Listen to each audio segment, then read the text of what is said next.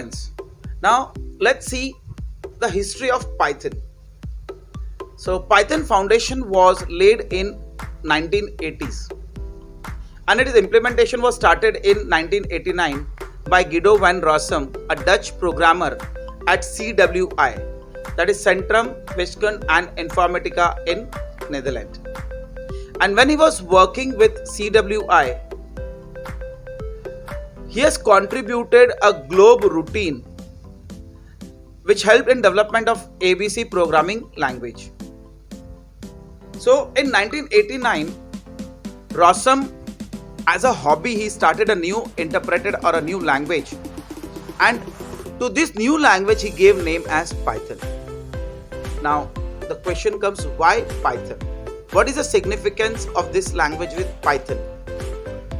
So there is no resemblance with the name and the language, but he gave the name just because of BBC comedy series from a TV serial named as Monty Python's Flying Circus.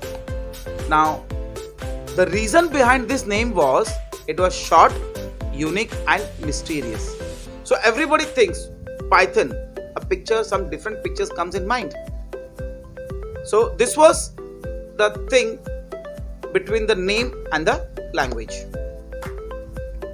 Now Python was introduced first by Rossum in 1991 at National Research Institute for Mathematica and Computer Science at Netherlands.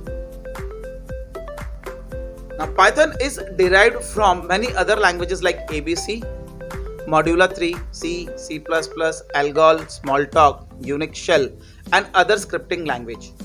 But the major features of Python are taken from language ABC. So we can say ABC is predecessor of Python language. So Python is copyrighted like Perl, and Python source code is available under the general public license, and hence it is also called as open source language. Now companies and the organization like YouTube, Google, Yahoo, NASA, they are using Python, and Python is freely available at www.python.org. Now let's say the tour of Python. So Python 1 was released in 1994, and in year 2000 Rossum with another developers formed an BOpen Python lab. The BOpen term released only one version of this language. Now Python 2,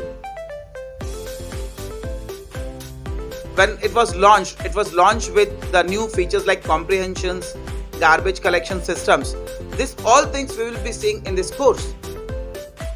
So after this, a Python Software Foundation PSF, which is a non-profit organization, came into existence, and it took the responsibility of Python licensing. Now Python 3, which is also called as PY3K, was released in December 2008, and it included major changes in Python. Now the basic change was the function print in Python was actually written like a function with opening closing bracket in Python 3. The second was in Python 2, raw input and input, where the two different functions were taking input, whereas in Python 3 it is only input.